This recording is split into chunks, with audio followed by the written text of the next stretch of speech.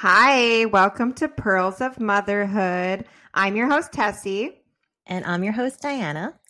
Today, we're diving into a topic that so many moms feel, but we rarely get to talk about openly: the double standards of motherhood. You know, how we're expected to do it all, yet somehow it's never enough. From working moms to stay at home moms, from body image to parenting styles, the expectations placed on us moms, it's not only realistic, but it's really unfair. So today we're going to break it down. We're going to share some real stories and we're going to talk about how we can start changing the conversation. But before we begin, I want to remind you that you are all doing enough. No matter what society says, you are a great mom. You do you. So let's get into it. Let's go into mom facts and book corner.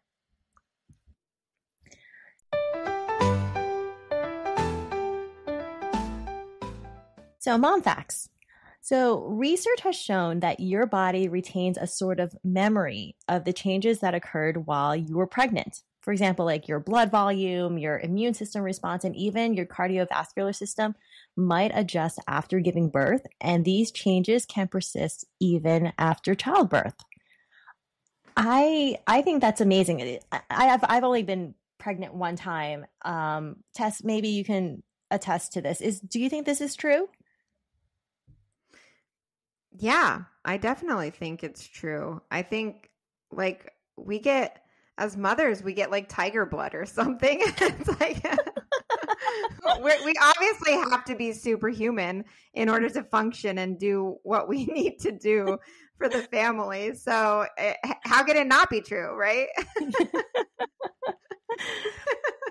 And actually, I recently heard, have you heard this statistic where women who give birth past the age of like 33 are way more likely, because I don't know the exact number, way more likely to live till 95 or something. And then women who give birth past the age of 38 are even higher likelihood to live to 100.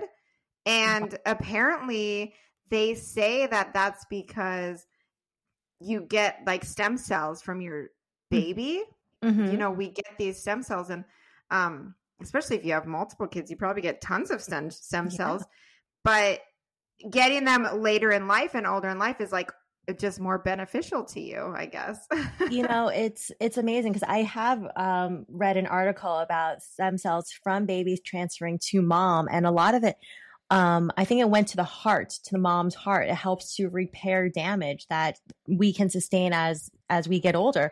So I've heard that, but I didn't realize that you can live to over 100. So I'm going to live to over 100 because I was older. I was 41 when I gave birth. Wow. I'm going to live to 200 now. We'll be those crazy old 200-year-old ladies, like you and me.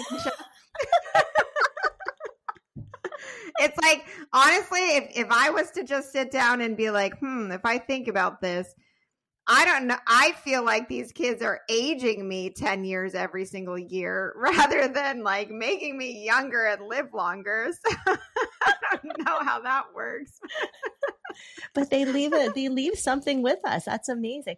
You know, it's funny because my mom mentioned to me, so I'm one of four kids. I'm the oldest of four, and nursing. So my mom didn't nurse myself and my brother, and we were the two oldest, but she did notice that, you know, her milk production went up after my two youngest sisters were born. And I was thinking about that maybe the ducts that she had produced in her first two pregnancies stayed with her. And so when she ended up having my two youngest sisters, that milk production just became easier. So I wonder if that has something to do with it.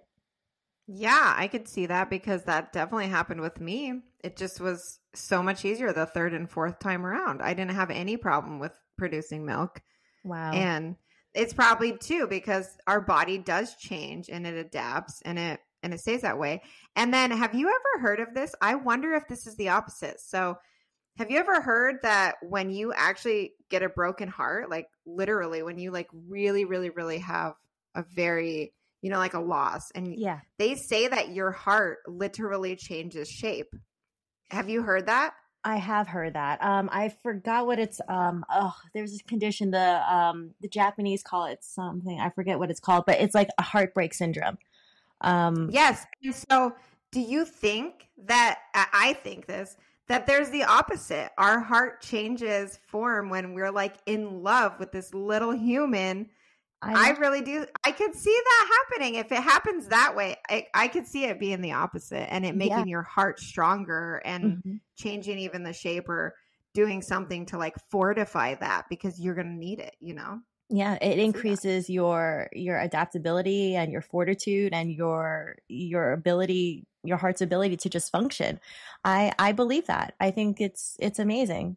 So my kid's gonna help me live longer. I don't always think that. My gray hairs and extra wrinkles say differently, but you know. I always joke that, like, how fun would that be to be like the old demented person that's like, what's your name? Like every 5 seconds. And you're just like in your own little world and happy. I don't know. I imagine they're happy and maybe they're confused. Well, I think that as long as I am happy and if I'm forgetful, that's okay. But I think if I'm forgetful and I know it, I think that would be terrible. And I have a feeling I would be the cranky one. So that would not be good for anyone. I don't think they know it. I mean, when I was like 10, my friend's parents, they like lived in a nursing home. You know how people have like nursing homes in their homes? You know, they have bedrooms for like old people. And I was 10 and they had this demented old lady and she was the sweetest old lady, but she was so demented but she was so sweet. And we would always, and she would do the funniest things for a 10-year-old. You know, we thought it was hilarious. And I think she was just like living her best life. She loved, like, she was like not in any distress. If I'm going to live to be 200, that's the way I want to be. I want to be happy. I want to be happy and silly and just embrace life and just do me. That's what I want. And apparently my kid's going to help me do that. I know. Just imagine what the world is going to be like when we're 100, right? So I swear every day I'm already turning into my grandpa. I remember my grandpa would be like, I'm not leaving a tip. They could pay him more, you know? And I would be like, Grandpa, you can't be like that. And now I'm like that. I'm like, they can pay him more. Like they raised the price on the food. I'm not leaving him. I mean, I do leave a tip, but you do. Know, I've seen you. You are a generous tipper. I've seen you. Yes, I am. But I do get like, just like, I turn into my grandpa. I'm like, why don't they just pay him more? This is ridiculous. But the things that you know that you're turning into that. So you prevent it. So you're still the good, generous, you know, young Tessie. Yeah. So it's probably better in 100 years with probably where the world is going to be that I will be just living in my own world because then I'll just be like, I'll be like that cranky old lady. Like, why is the world like this? Back in my day, like all the kids were respectful. I walked to school uphill both ways in the snow. Yes, that's my life. Sure. Crazy old Diana. Sure. We'll let you believe that because you're 200 and we're not going to argue. Yeah, this is God's way of protecting us, making us lose our minds. So we do retain a memory, whether it's for the good. I'm going to say it's for the good. Thank you, babies.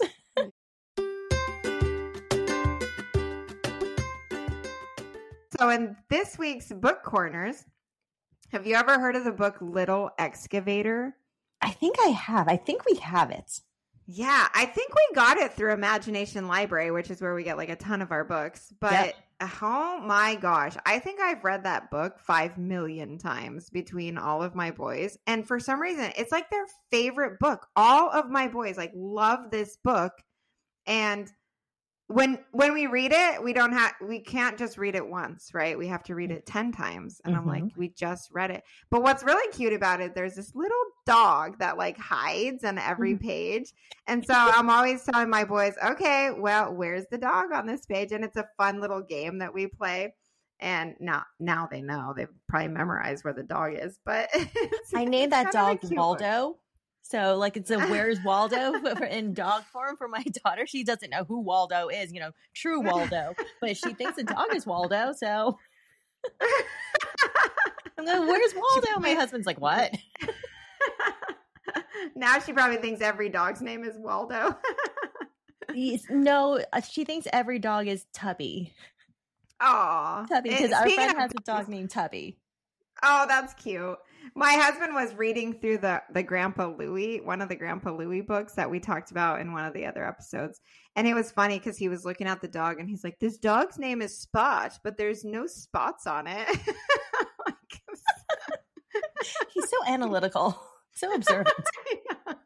Leave it to him to figure that out. I would have been like, So yeah, like Little Excavator is a fun book. It's a cute book. It's a rhyming book. It's about kind of like the Little Excavator. It tries to do everything that the big construction trucks do, but it can't quite do it. Mm-hmm. And that's pretty much like the life of a 2-year-old or a 3-year-old. They want to do all of these things, but they can't. But then at the very end of the book, there was the perfect job that none of the big construction trucks could do. And only the Little Excavator could do it. And it was the perfect size job for him. And so I think it's a great lesson for them too, that like not everything you can't, it's okay if you can't do everything, but there's like things that you can do. Yeah. I love that. Yeah.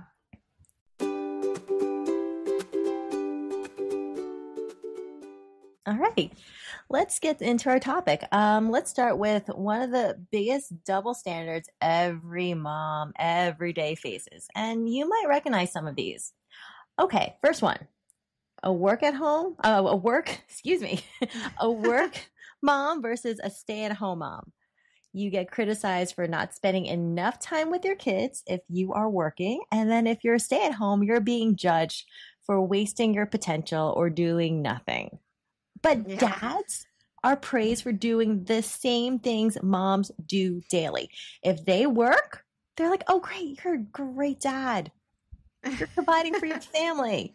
If you're a stay-at-home dad, wow, you're a great dad. You're staying at home with your family. That's so great. But we, as moms, we get put down for everything.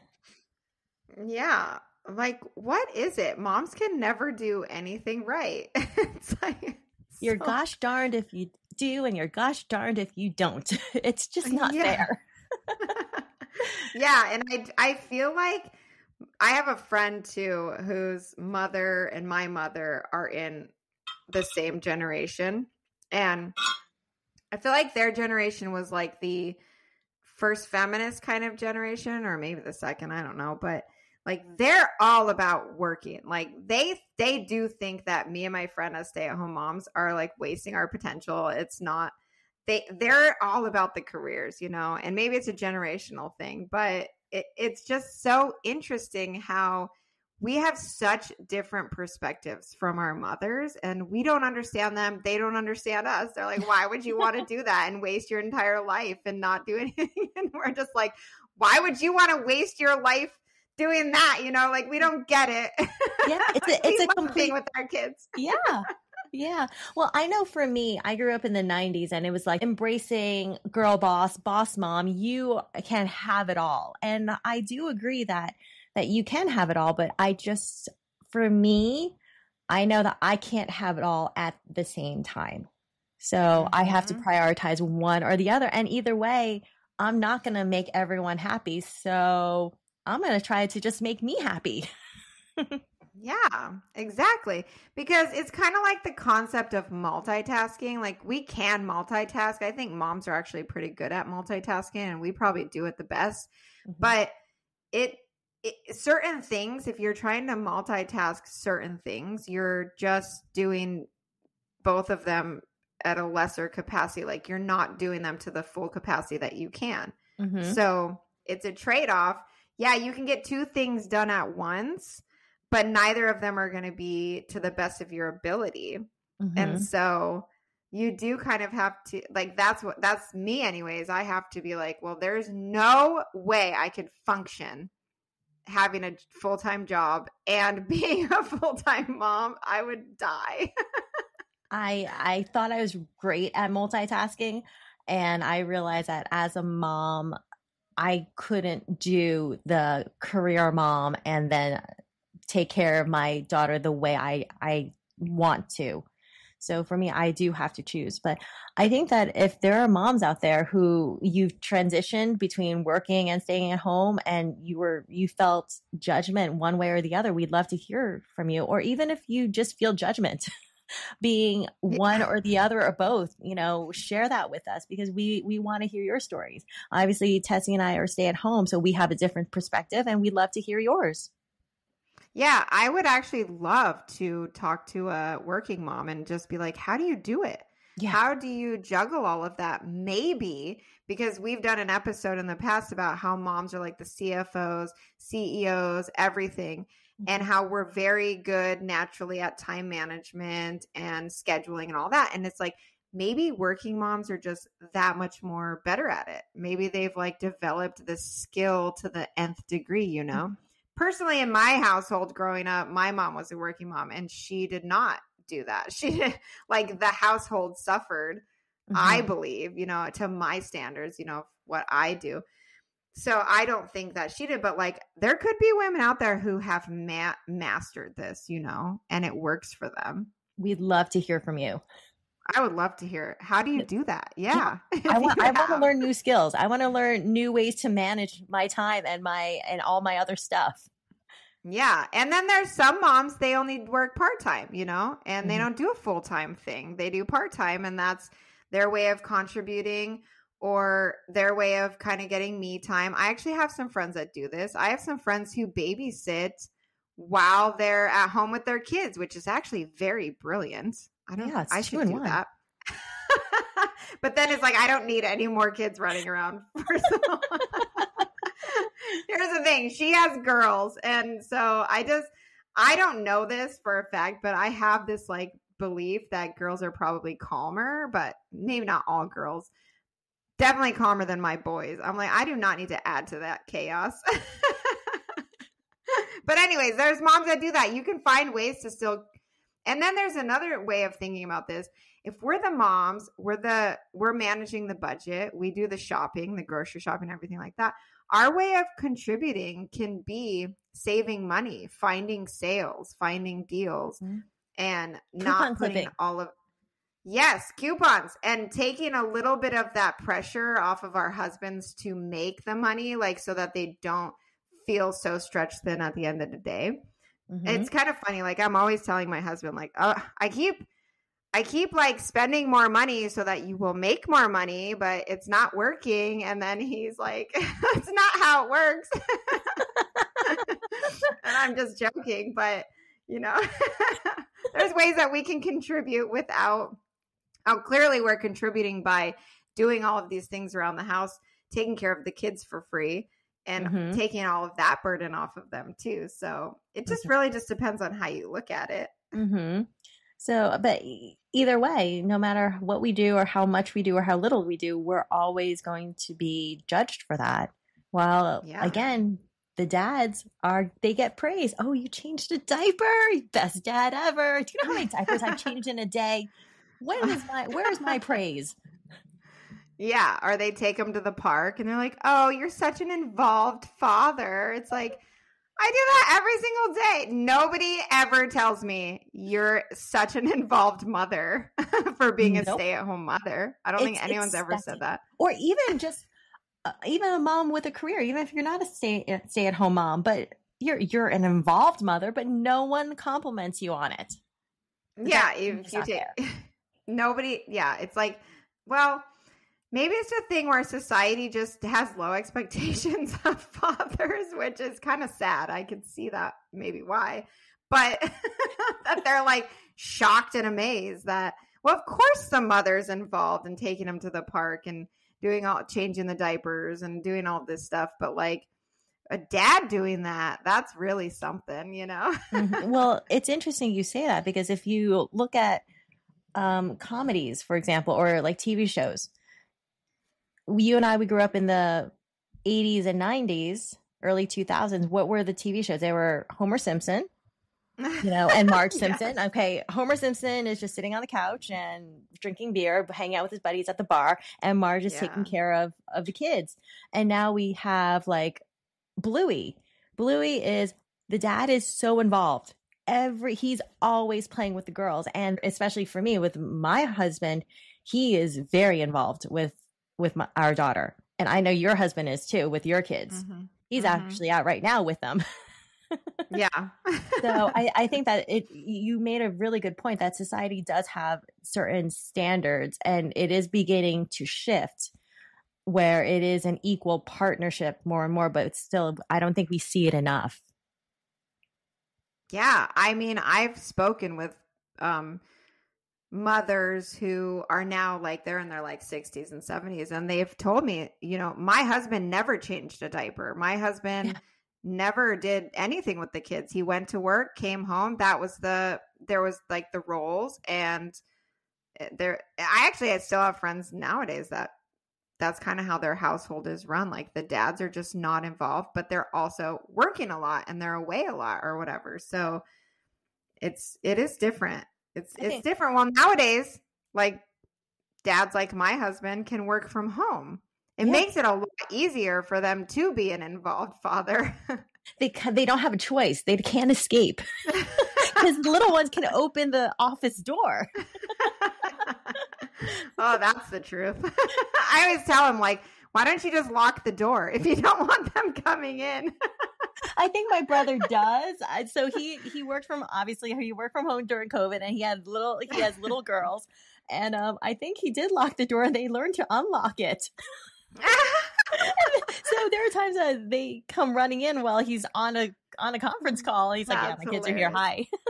Yep. Same thing with my husband. Runs in when he's in meetings, and then he has actually told me that it kind of does add this extra level of stress to him because he can hear everything that's going on in the house. And you know how men naturally have this instinct to fix our problems? Like we'll tell them a problem and we're like, we're just venting to you. And then they're like, oh, well, why don't you just do this and this and this? And we're like, that's not what I wanted from this conversation. I don't need you to fix it. Just listen. But men, they just do. They have this like biological thing, I think, to fix things. And so he's like constantly feeling the need to come out and manage the situation or something. And I'm always like, you don't need to do that. I've got this under control. Don't feel stressed. So there is that dynamic too that could potentially be playing out for men too. Like, they got it rough. Men have it so rough, don't they? So hard. It's so hard. So have you ever been like parenting styles? Have anyone ever commented that, you're too soft or you're too strict about something? Has that ever happened to you? Oh, yeah. Well, mostly my parents and my in-laws, I would say. I don't think like strangers have ever really said anything that I can think of. But really, I get a lot, like the brunt of it from, my parents and my in-laws of mainly being too strict. Or actually both. Like it just depends on the situation, where especially my husband. My parents kind of go down harder on my husband when it comes to disciplining because my husband he'll kind of like tug on an ear or something, and we don't spank, but if he has to, he'll kind of like grab their arm, and his strength is harder than he probably thinks, but it's also necessary sometimes. And then my parents are like, you're so rough. You're gonna, you know what I mean? And with me, they think that, I don't know what they think about, because I'm like very strict about television and content and just all this stuff. And they sometimes make comments about, like you can relax a little bit. Like it's just a cookie, like I'm like, no, don't give them anything processed, no sugar and this and that. And then they're like, it's just like a little tiny bite of cookie. You can calm down. Yeah. And then my in-laws, of course, are like, you need to move to California and put your kids in the public school here. It's the best schools in the whole world. And this is where they're going to get the best education. And homeschooling, they're going to never meet their potential. They're just going to be a bunch of hillbillies and never learn anything. And I'm just like... Thank Actually, you some for of the your most opinion. successful people I know were homeschooled, believe it or not. Crazy successful people. Yeah, I can tell you right now, like my kids get a very good education Hmm. because I am very strict about that. It's not like we're just not, it's not like we're not educating them. We are. It's not like they're, and even if they are running wild out in the woods, they're learning something. They are, yeah. And so it's just so funny. It's so funny the input of other people. Yeah, I get it. Like, I sometimes get, oh, from my dad, of course, when it's Hmm. when you're from your own parents and they always mean well, but 1 minute, and I get it, like within 5 minutes of each other. Oh, you're not parenting her strict enough. My daughter's too. She's all impulse. Okay. Oh, you need to be stricter with her. She's going to be so spoiled and terrible. She'll be an awful human being. And then Oh my 5 minutes later, when she's doing something and I am not permissive enough and I am too strict, don't be so strict. She's only gosh. 2.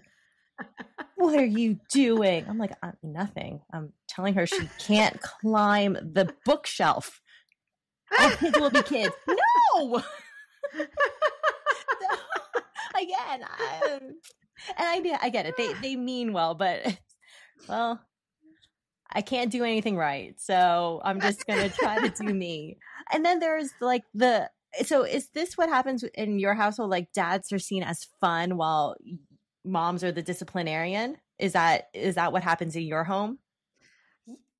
Sort of. I feel like what happens is like, yes, the dad definitely gets to be fun. And I'm the one that's like harping on them, like, you need to do your chores, you need to do your homework, you need to do this. And like, I'm the one keeping them in line. Like, it's time to brush your teeth. It's time.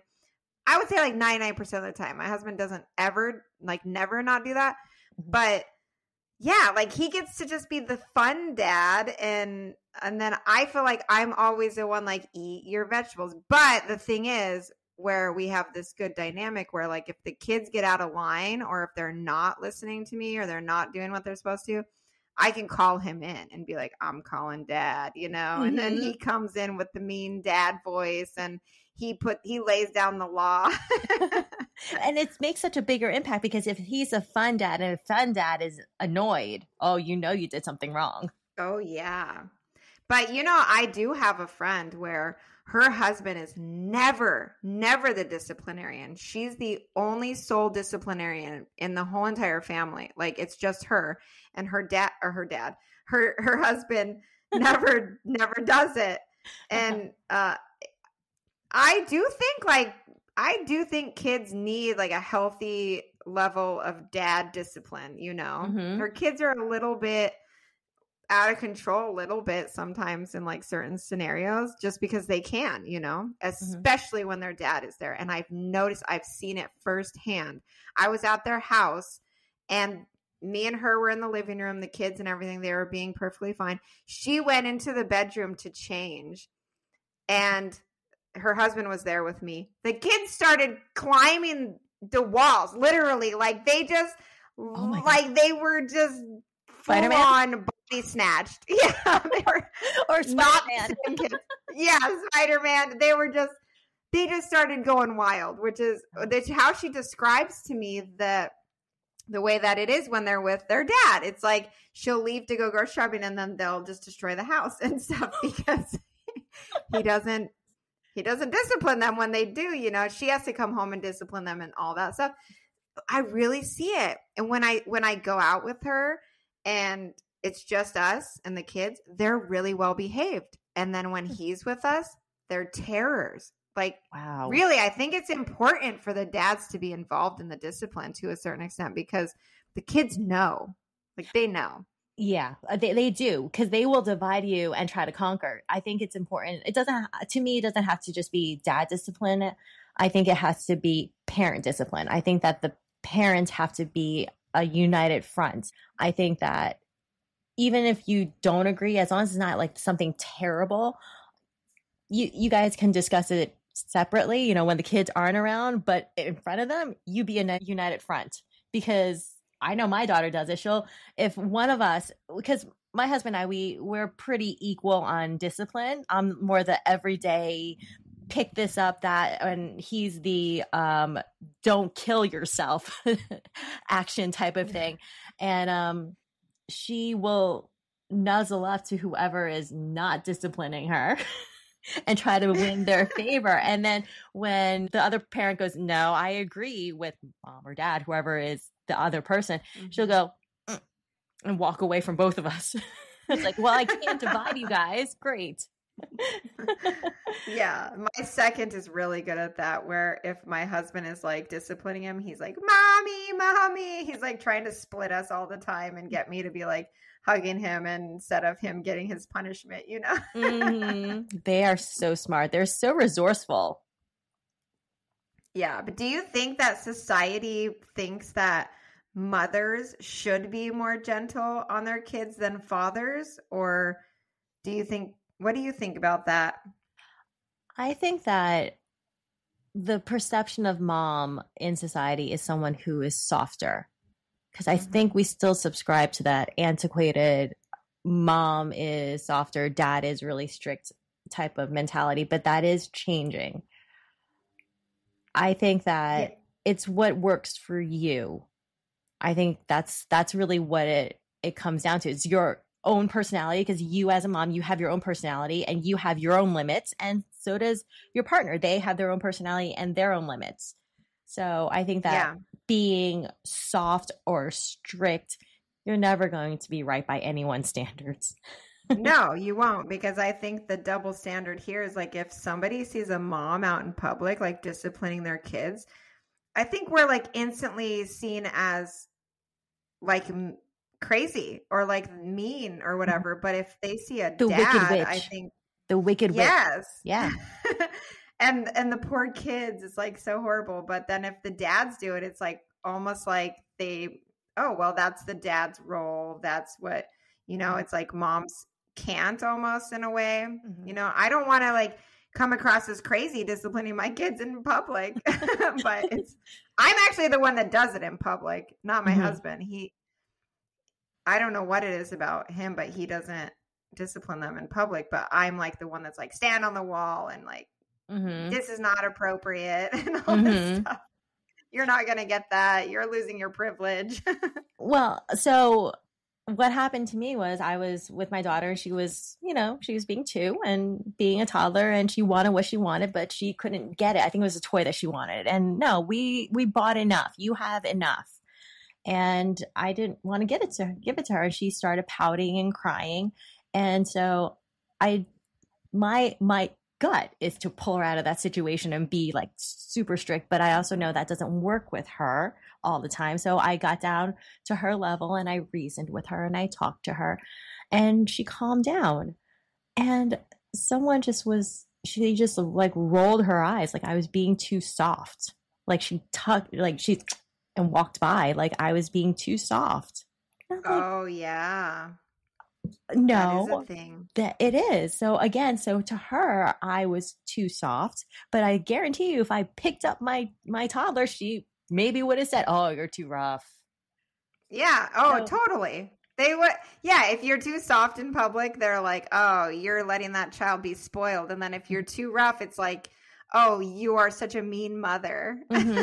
But my reasoning with her calmed her down, and she walked away. No problem. It worked. I got my end goal, that we didn't get her the toy, and she understood why. That's it. Yep. So I feel like these double standards nowadays, especially for our generation, they're full display on social media. Yes. People like live on social media. And it's like all about the perfect mom, these curated lives. And then like it ultimately leads to mom shaming, like maybe not intentionally, but that's kind of like a end result of it. The pressure to be perfect online. This is why I don't engage in social media. I don't participate in that, but it's bad, and I've heard that these influencers who have these perfect pictures all the time and stuff, it takes them hours and they're like torturing their poor kids to get this perfect picture. and their houses are a disaster everywhere else except for where the picture is being taken and stuff like that. And it's all so fake. But yet that's what society like judges us as mothers as like what we should be. It's like the pressure to be perfect online. It's like, what is Instagram and what is reality? And like you said, it's a picture, it's a snapshot. It's a moment that has probably been edited and staged, and it's not real. There's always the pressure to be presentable and happy and perfectly neat and clean. And toddlers are not neat and clean. That's in their nature. And I don't get up every day, put on a full thing of makeup, do my hair, get like dressed. Whenever I do that, it's just counterproductive. I might as well just stay in sweatpants. It's so much easier bending over, being with the kids, laying with them for nap time, rocking them. It's just like not a thing. Like, I don't know how the women did it in the 50s where they wore heels and dresses and stuff. That amazes me. Or maybe they didn't really do that. Maybe that's just our perception based on television or something. I don't know. Very true. Very true. If you were a mom in the 50s, let us know how you did it. Would love. Yes. Yeah. Would love to hear from you. What were your styling tips? How did you get your kids to not run away from you while you're wearing high heels? That seems to be when they want to run the most. They sense the weakness in me, and they're like, "Oh, mom can't keep up. Here we go." Yeah, it's like this pressure to always be presentable and happy. It's not reality. But and then there's all this pressure, especially on social media. There's all this pressure to post and be like, "Oh, well, look at all of this and look at my beautiful family," and then on top of that, you have that pressure to keep up with all of that, and then the pressure to make it be perfect on top of that. I cannot even imagine the pressure that goes, like, that would just, my mind would explode. I think that's the opposite of self-care, what we discussed in a previous episode. Yeah. And honestly, don't compare yourself to social media. It's so fake.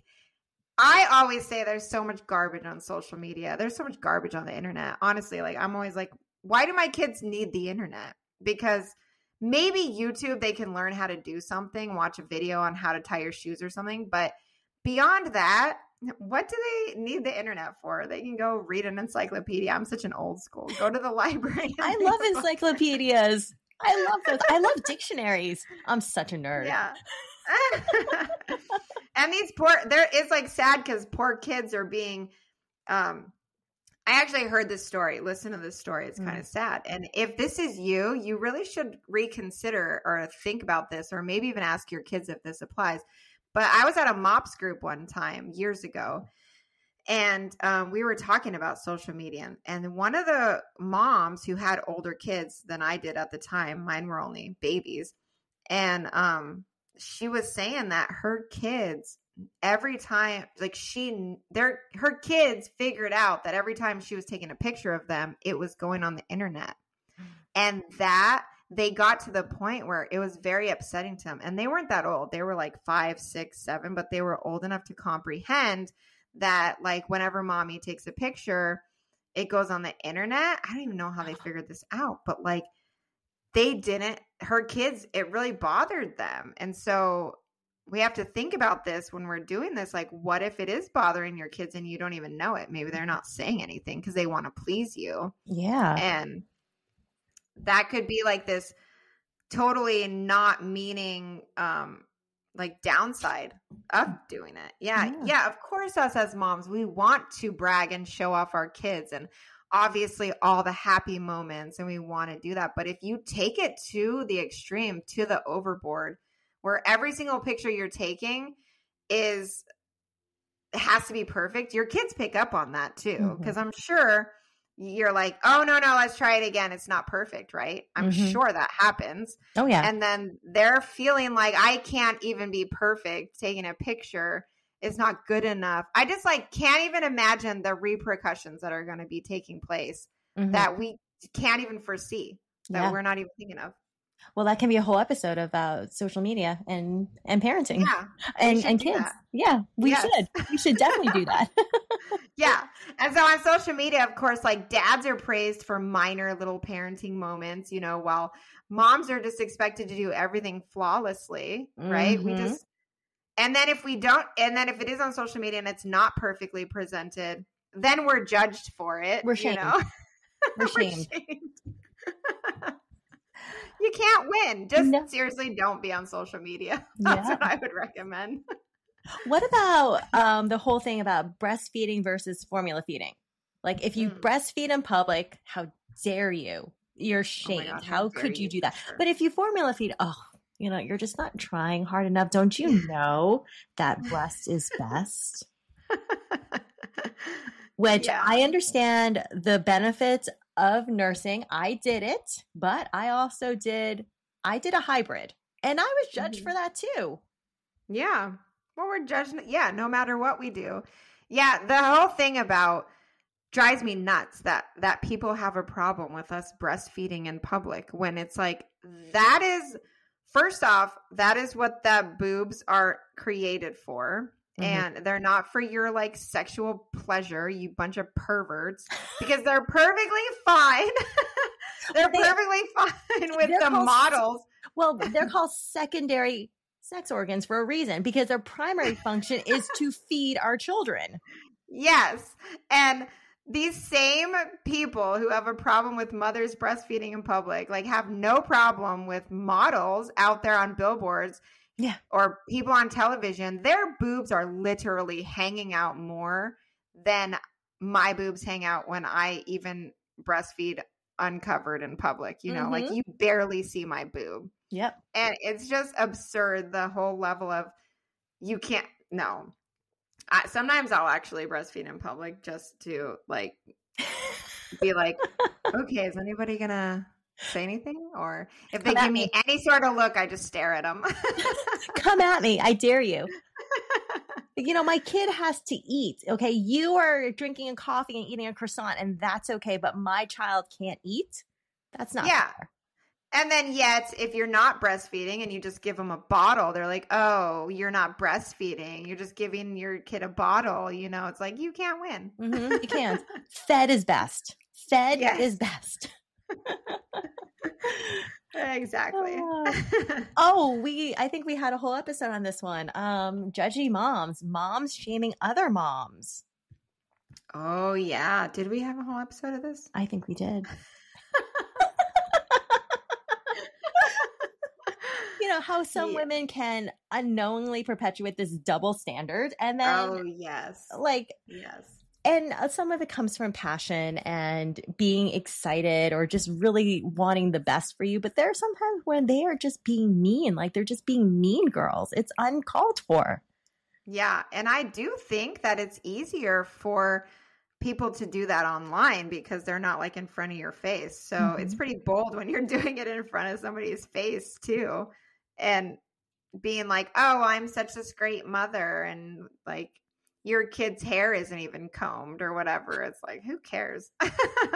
I comb my kid's hair all the time, but she has crazy hair, so it's not my fault. That's just how she was made. She has crazy candy floss hair right now. I'll have her own it. I know. My 3-year-old, he constantly runs around with his shoes on the wrong feet. Well, you want to know why?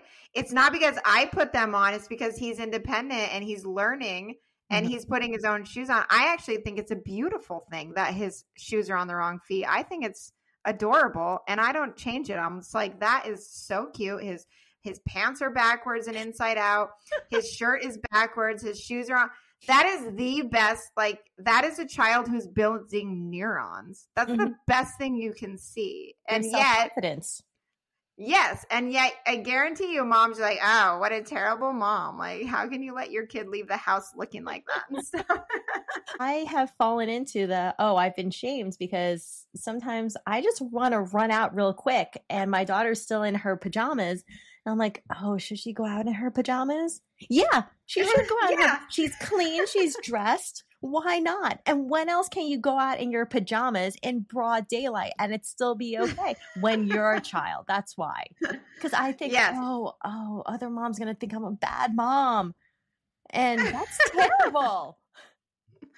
Exactly. You know, it's funny though. One time we were going to my boys' karate. They were having like an award ceremony and I just didn't feel like getting any of them dressed.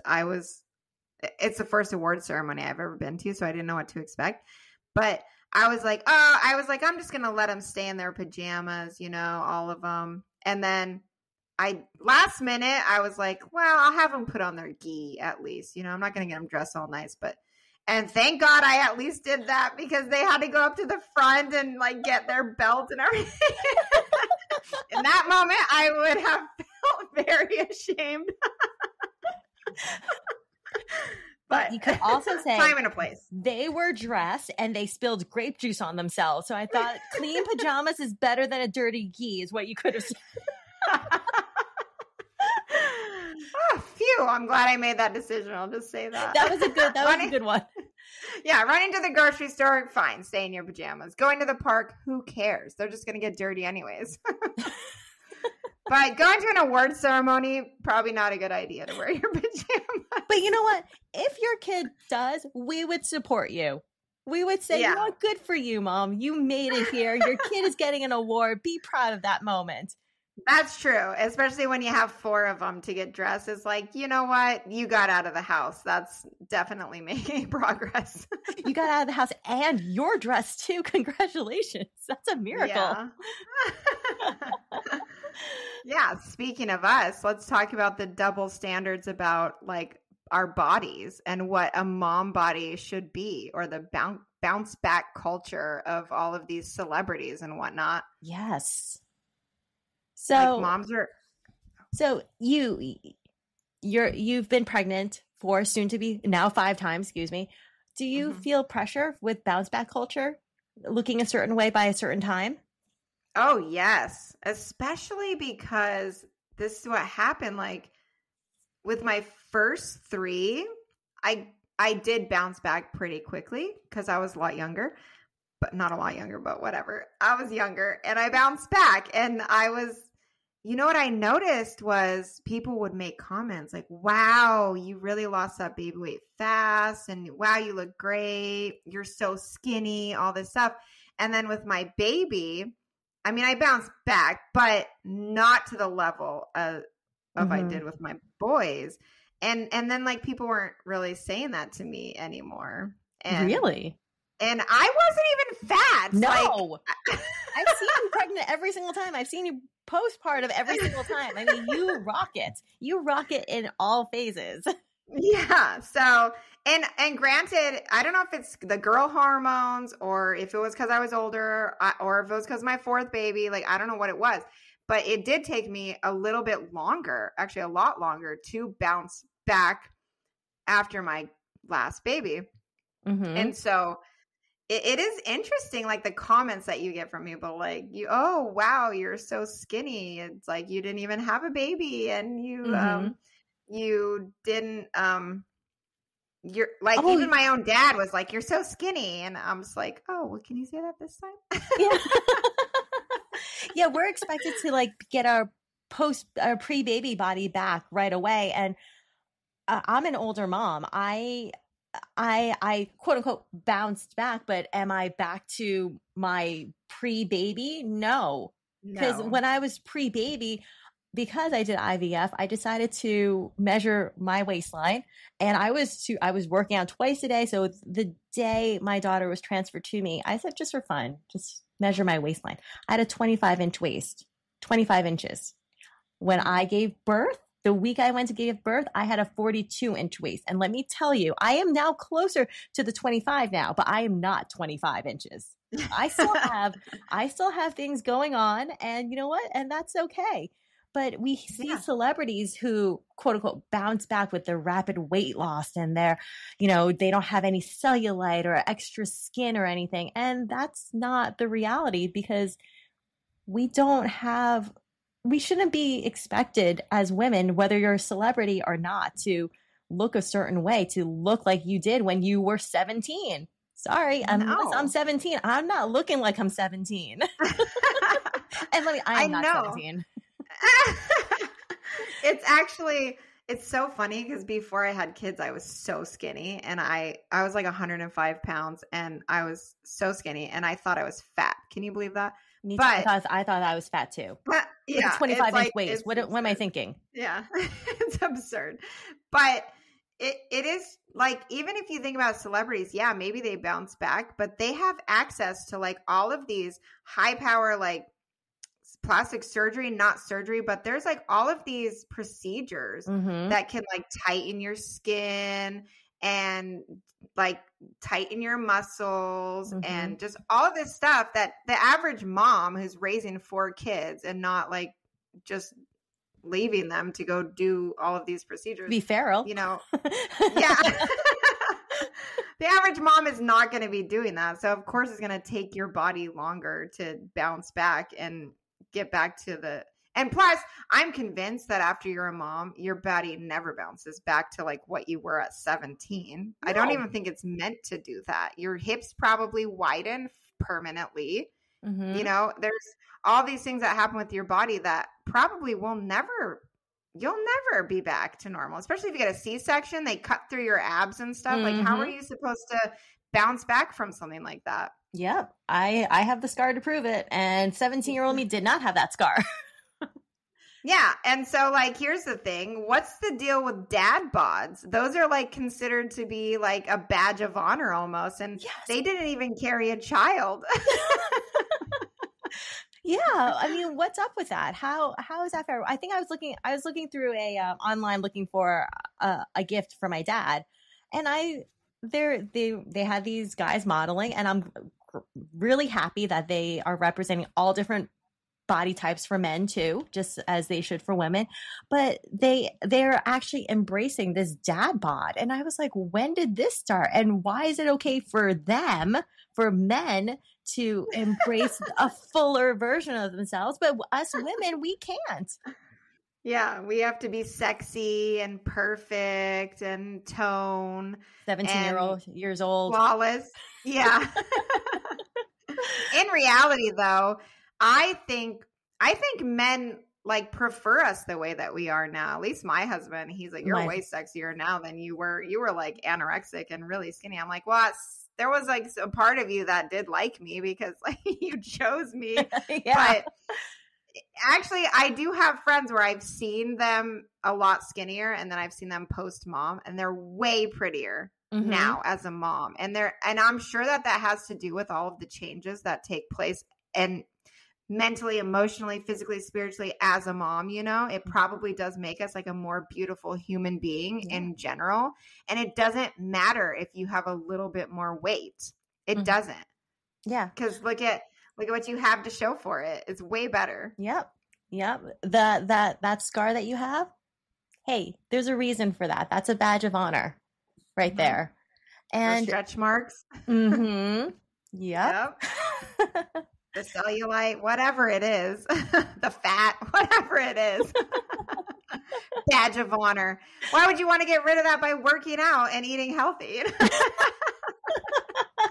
Embrace it. Embrace who you are and just feel, as long as you feel good, that's what's important.